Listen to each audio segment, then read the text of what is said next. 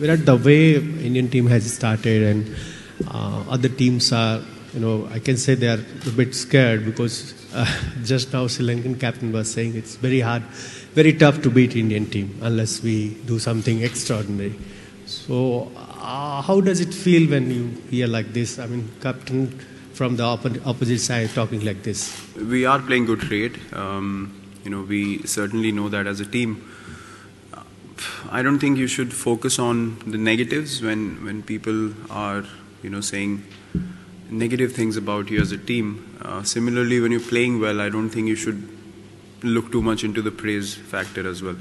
As a team, if you can focus on what is happening right and the things that are working for the team, then these things, do not really matter. And as a team, we do not focus on these things.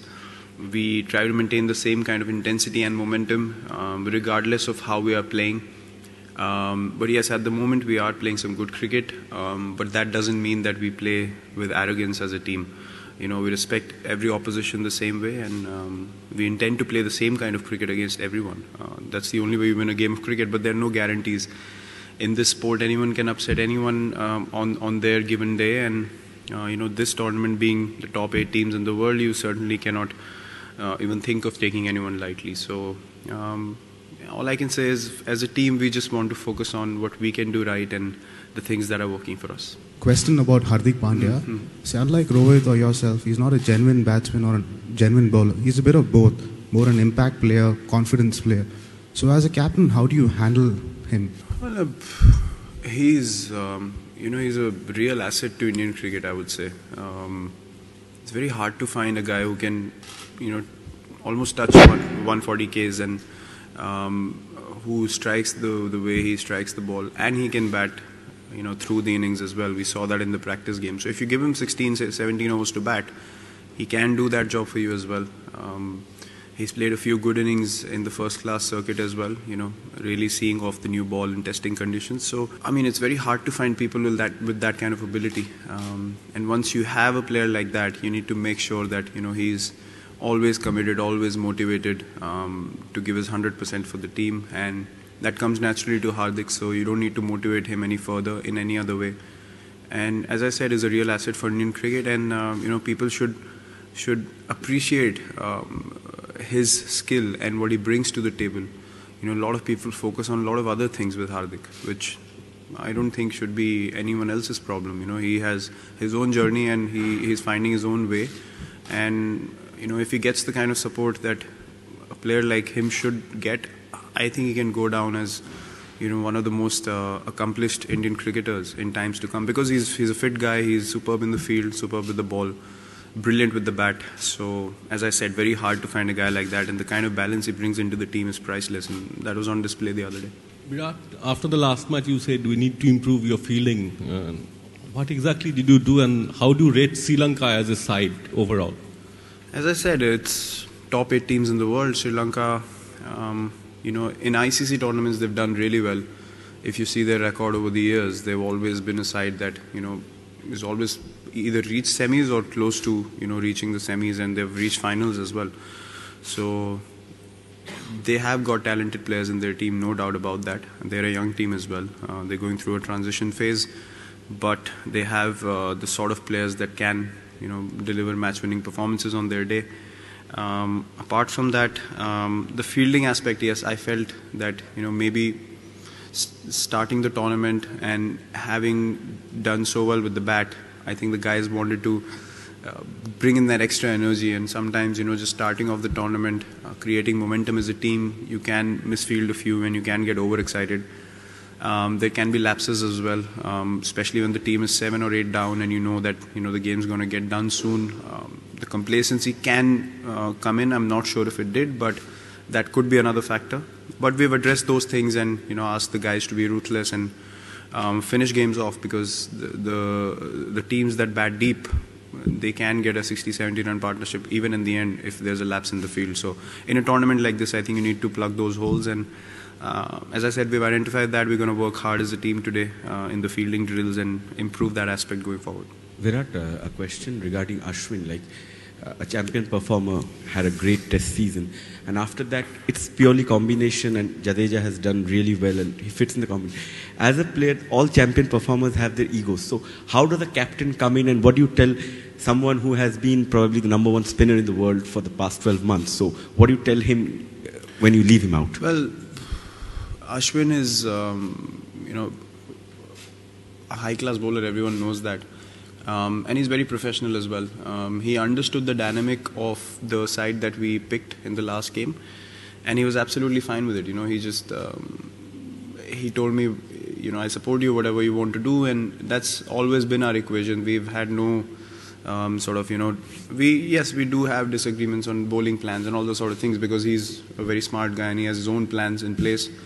All those things happen, but in this case where team selection and all these things come into play, he's very professional. He understands what the team demands, and that's a very, very nice thing and a beautiful thing about him, that he always puts the team first. And he was the first guy who said, I have no problems with the kind of combination that you're going in with. Virat, when you're batting through the middle, sort of 25, 30 overs like it was against Pakistan, who decides when to take on the bowlers if you're having a long partnership? How do you go about deciding it, you or Rohit, or whoever's batting in the middle?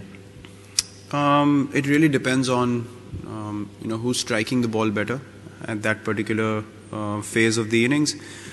You get to know that as a batsman, who's in a better mindset to take on the bowlers at the moment, who is more clear in their head in terms of getting the boundaries where they want to. So we communicate immediately. I'm feeling better, so I'm going to take on this bowler, and you bat through, and then we switch roles, like what happened between me and UV. Although UV and me, could not communicate for long enough, because he started from very early in his innings, and his intent was pretty clear. So I only had to take over after he got out. But in a long partnership, as you mentioned, you get a feel of the game through the overs. There comes a span of 2-3 overs where you understand when a guy is shifting gears and you need to play the second fiddle to him. So it's pretty easy. For guys watching outside, they might think there's too much communication, but you sense it.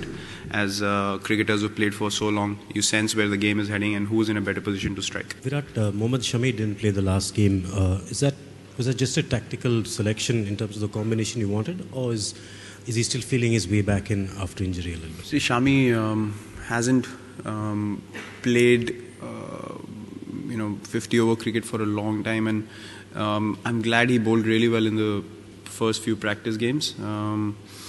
But I felt that Umesh, Bhuvi and Bumrah had much more match practice and the performances to back that up in the last few series that we play. A bowler like Shami will always be in your setup, because we know about his abilities, and he's a sort of a guy who can win you games in any form of cricket. So yeah, he's feeling his way back into the groove, and he's certainly an asset. If God forbid something happens to someone, then we already have another guy who's ready to strike and who's proven himself. So this just shows our bench strength. Virat, in the last match you had to take two important but slightly unpleasant decisions. One was leaving out Ashwin, and second, sending Hardik in place of MS. How hard were the decisions now looking back? Not hard at all. As I said, it's very hard for people watching outside, but the kind of understanding we have within the team, it's difficult to explain. We have a lot of respect among the players and trust among the players, and there's no issues whatsoever. I mean, I'm not saying this because I want to make it sound good, but if you guys ever end up experiencing the changing room environment, you will understand what I'm saying. That there's absolutely total transparency, and everyone respects and understands what we decide to do as a team. So I think that's a beautiful thing to have, and all the guys, as I said, trust each other and believe in each other. As I said, it wasn't hard, because I knew that the guys are going to understand. So if people react to it differently, then it becomes an issue. But if everyone's supportive of it, then you have no issues at all. एक ज़माना था कि wicket green होती थी तो लोग सोचते थे कि हमारी आंखें पीली हो रही है, लेकिन अब ज़माना बदल गया है कि विकेट ग्रीन है कि तो हमारी बॉलिंग देखते हुए दूसरों की आंखें पीली हो जाती है. ये बदलाव के बारे में क्या कहोगे? अच्छा लगता है सर, काफ़ी अच्छा लगता है कि हमारे पास अब ऐसे सिर्फ एक दो नहीं, 4-5 बॉलर्स ऐसे हैं जो कभी भी गेम को बदल सकते हैं अपनी स्किल से, और इस चीज़ से बैट्समैन को बहुत कॉन्फिडेंस मिलता है, क्योंकि आपको पता है कि आपके बॉलर्स अच्छी बॉलिंग करके देंगे, और एज बैट्समैन आपने अगर अच्छी बैटिंग कर दी तो मैच आपकी तरफ ज़रूर आएगा। स्पेशली मैं बोलूँगा टेस्ट क्रिकेट में, वनडे क्रिकेट और T20 में बैटिंग से आप आउटराइटली मैच जिता सकते हैं, but I think test cricket में वो बहुत बड़ा डिफरेंस होगा, क्योंकि जहां आपके बॉलर्स ने एक दिन में अच्छी बॉलिंग कर दी, फिर एज अ बैटिंग यूनिट आपके पास और टाइम मिल जाता है मैच को कैपिटलाइज करने का, और फिर आप उन पर ट्रस्ट करते हैं कि उस सेकंड इनिंग में भी डिलीवर करेंगे, क्योंकि उनके फिटनेस लेवल्स ऊपर जा चुके हैं। तो आई थिंक हम बहुत अच्छी पोजीशन में हैं अभी, और इन बॉलर्स का ग्राफ ऊपर ही जाने वाला है, जितना मुझे समझ है गेम की और जितना मैंने इनको देखा है। तो I wish them all the best, और होपफुली वो मैच विनिंग परफॉर्मेंसेस देते रहेंगे इंडिया के लिए। लेकिन बहुत अच्छा लगता है जब हम दूसरे बैट्समैन हमारे बॉलर्स के अगेंस्ट भी थोड़ा इंटिमिडेटेड फील करते हैं, तो काफ़ी अच्छी फीलिंग आती है। Thank you.